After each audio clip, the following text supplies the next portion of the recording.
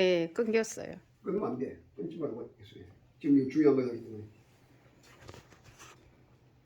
그 다섯 번째, 주님은 누구를 통해 역사하기를 원하신가? 하루에 나 쓰세요. 자기. 우리를 통해서, 나를 통해서.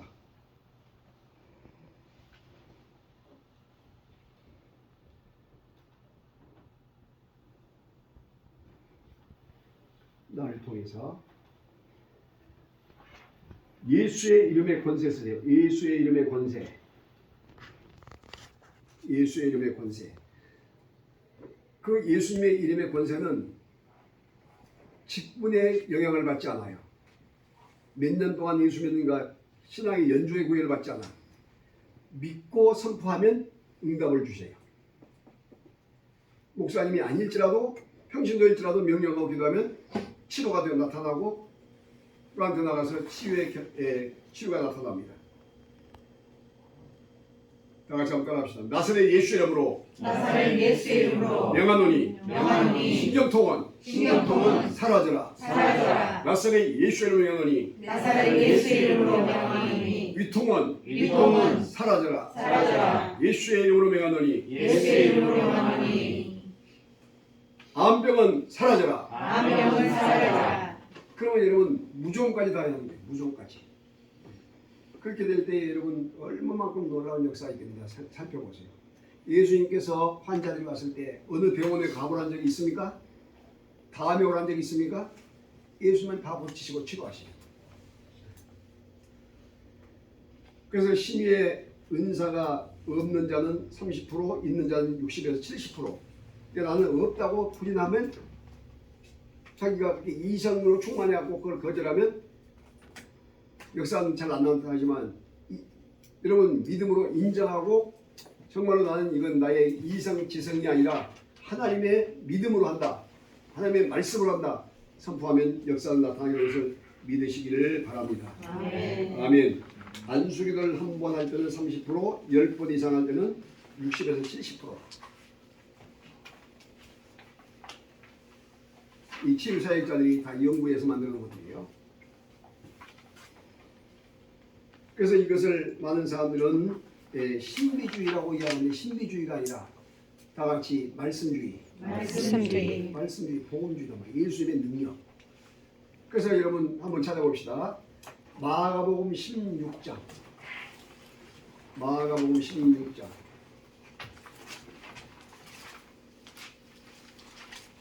마가복음 16장 16절서부터 마가복음 16장 16절서부터 시작. 믿고 세례를 받는 사람은 구원을 얻을 것이요 믿지 않는 사람은 정죄를 받으리라. 믿고 세례를 받는 사람은 구원을 얻을 것이고 믿지 않는 사람은 정죄를 받으리라. 그 다음에 믿는 자에게는 이런 표적이 나오니 믿는 자에게 무슨 표적? 이와 같은 표적인데 이와 같은 것이 뭐인가 보세요. 첫째 시작. 그들이 내 이름으로 귀신을 쫓아내며 예수님의 이름으로 귀신을 쫓아내며 동그라미 쳐주세요. 동그라미 예수 이름으로 귀신을 쫓아내며 두 번째 새 방언을 말하며 두 번째 세 번째가 뭐예요? 뱀을 치고 올리며 뱀을 치고 올리며 여러분 독사가 물었을 때 이게 불뱀이 독사 무서운 것이 물었을 때 그 사도 바울이 멜리데 섬에서 불에다 던져버리잖아요. 그러니까 죽었다고 해서 기다리고 있는데 불에다 던지고 그 뱀은 타 죽고 멀쩡히 있단 말이죠. 그때에 바울을 신으로 섬기면서 경배하고 있잖아요. 그런 역사들.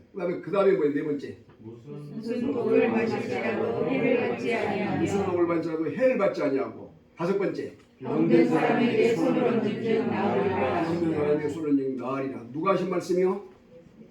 예수님께서 제자들에게 하신 말씀. 오늘 우리에게 하신 말씀. 그 말씀을 믿어야 돼, 안 믿어야 돼? 믿어야 돼. 그러니까 여러분들이 지금 집에서 아니면 또한 아픈 사람이 있을 때 또한 케어해야 할 때 이런 능력을 나타내면 기적이 나타날까 안 나타날까? 나타난다. 그래서 제자들이 그렇게 중요한 거예요. 제자 훈련이. 자, 그 다음에 넘어갑니다. 6번 시작. 성도는 특별적으로 치유사역을 어떻게 해야 하는가? 1번 누구 이름으로 해야 하는가? 나사렛 예수 이름으로. 옳지. 나사렛 예수 이름으로. 자, 두 번째 누구의 능력으로 해야 하는가? 성령의, 오직 성령의 권능으로. 오직 성령의 권능으로. 사도행전 1장 8절. 오직 성령이 너희에게 임하시면 너희가 뭘 받고? 권능을 받고 예루살렘과 온유다와 사마리아 땅까지 이르러서 내 무엇이 된다? 증인이 되리라 하셨다. 세 번째, 무엇을 위해 기도해야 하는가? 하나님의 영광을 위해서 기도해야 한다. 하나님의 무엇을 위해서? 영광을 위해서. 그러면 네 번째, 언제 해야 하는가? 언제 하는가? 어느 때든지 기회가 왔을 때 항상, 어느 때든지 기회가 왔을 때 항상 성령의 감동이 될 때 이렇게 기도해야 한다. 자, 옆에다 한번 쓰세요. 치유사역을 왜 해야 하는가? 치유사역을 왜 해야 하는가? 1번 하나님의 소원이다.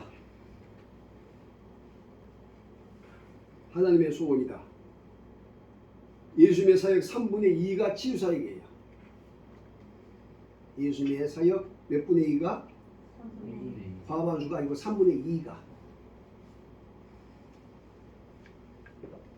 두 번째, 사역자 자신의 신앙이 강화된다. 사역자 자신이 신앙이 강화돼. 여러분 이와 같이 치유사역을 나타내고 귀신을 쫓아내고 이런 역사를 하게 될 때 본인이 얼마나 충만해지고 능력이 있는지 몰라요. 나는 이렇게 하나님께 쓰시고 계시구나 하고 느껴진단 말이죠.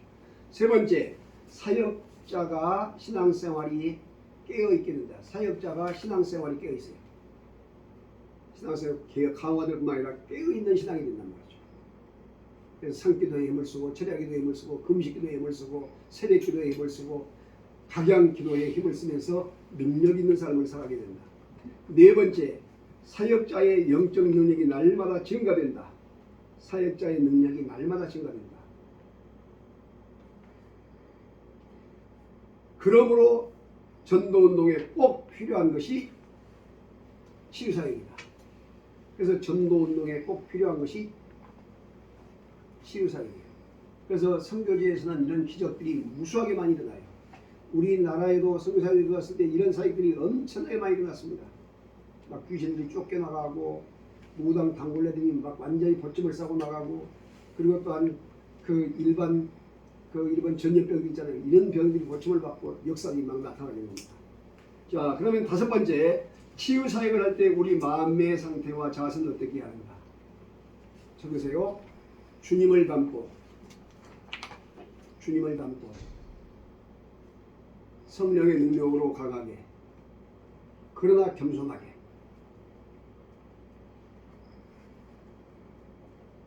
치유사역 할 때 우리 마음의 상태에 주님을 닮아야 돼요. 주님, 예수님 마음을 닮아야 되고, 그리고 성령의 능력으로 담대해야 돼요. 불안에 막 떨거나 그냥 쫓겨다니는 그런 식으로 그러면 안 됩니다. 이 사탄은 먼저 그 간을 봐요. 신기할 정도로 하여튼 신기합니다. 그들에게는 속을 너무 알아요. 그 다음에 겸손하게, 모든 것은 내가 한 것이 아니라 누가 한 것이다? 주님이 한 것이다. 그래서 우리가 세 가지 의식이라고 했잖아요. 신전의식, 신전의식.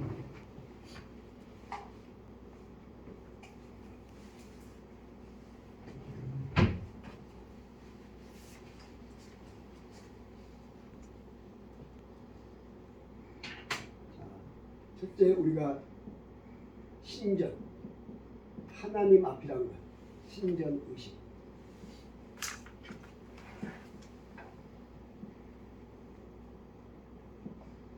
앞전자,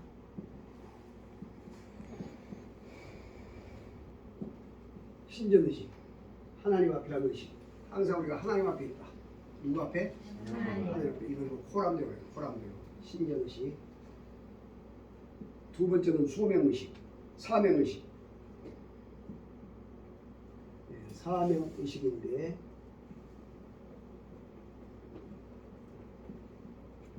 우리는 하나님 앞에 항상 일이 있어서 하나님의 귀한 사역을 위해서 부름받았다. 이 사명의식. 세 번째는 무슨 의식이냐면 역사의식이에요. 역사의식. 히스토리죠. 역사의식.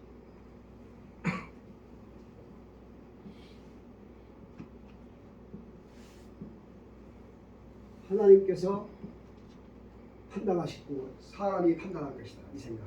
그래서 신전의식 이 세 가지 다 같이 무슨 의식? 신전의식 하나님 앞에서 사람의 의식 내가 부르는가 사람의 목적 그 다음에 역사 내가 이걸 하고 나면 분명히 사람들이 평가를 할 것이다. 내가 어떤 평가를 들을 것인가 이게 중요한 것입니다. 자 그럼 오늘 공부 적용 쓰세요. 여러분께서 공부한 내용.